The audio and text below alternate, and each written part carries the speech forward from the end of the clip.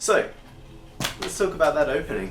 Instead of just ploughing on with the narrative, Before the Flood chose to open with an offbeat scene in which the Doctor turns to the audience and tells us a story.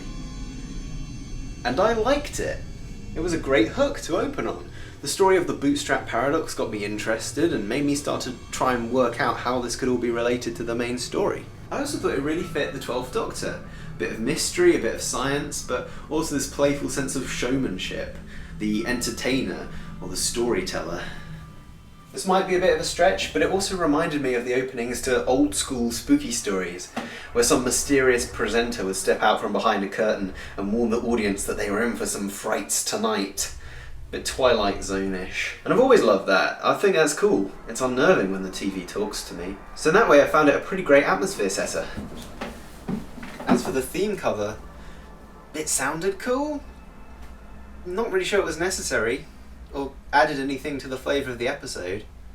In fact, it sort of just felt like messing with the titles for giggles. I think we're all pretty sick of them messing with the titles at this point.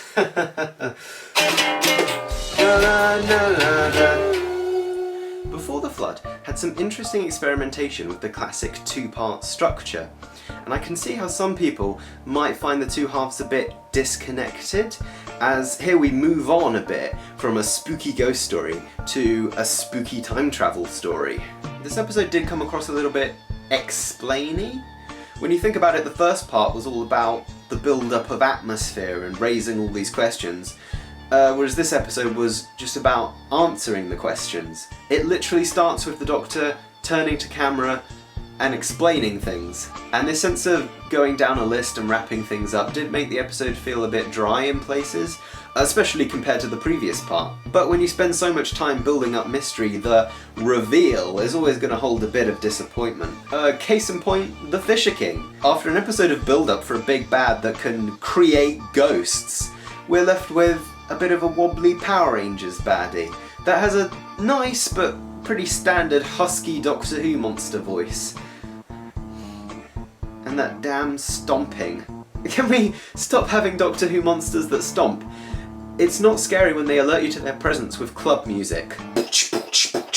A huge plus for this episode was it contained probably my favourite Capaldi performance so far. The threat of impending death and the overwhelming hopelessness of the situation served to bring out my favourite side of his Doctor, the Doctor we saw in Deep Breath or Mummy on the Orient Express.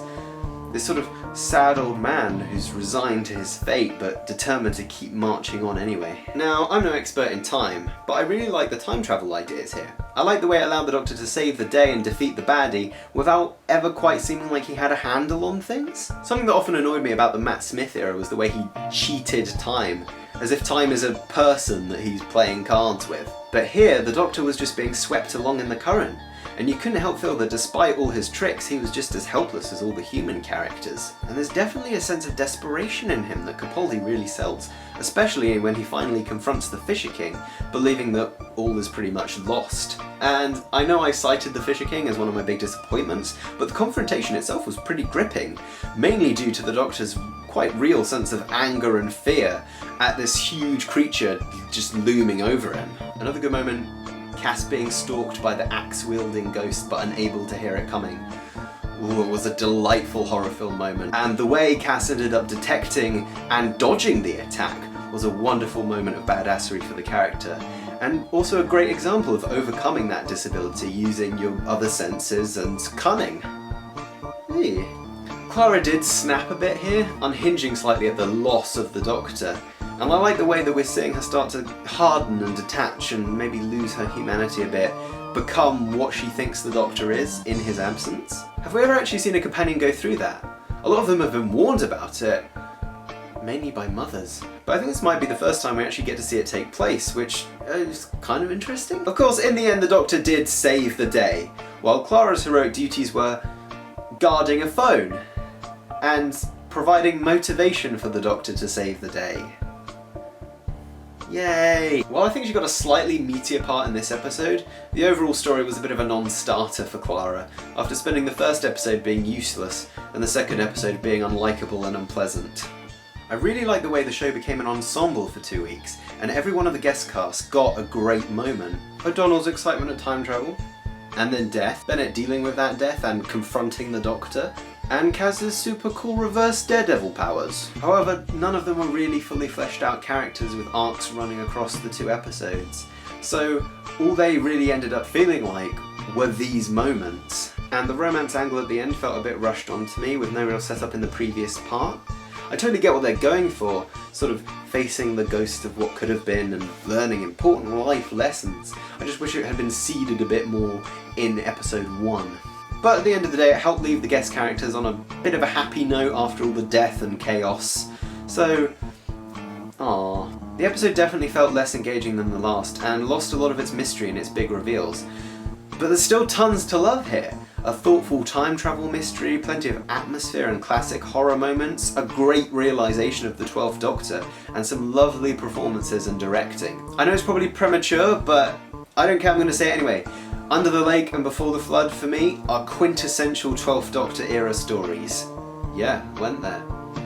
Can't stop me now. Despite a bit of a lukewarm reaction from the rest of the world, I really loved this story. So, in the immortal words of poet, songwriter and serial monogamist Taylor Swift, haters gonna hate. Remember to pop your opinions down in the comments below, and also remember you can rank the episode on the very official and very fancy FiveWhoFans website.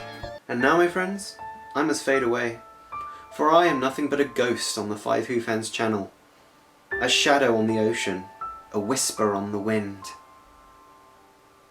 Okay, bye. Do you think being a woman affects this incarnation at all? I can't really see Dynamite in knee-length fuchsia boots, and I really think the fuchsia boots make the role what it is.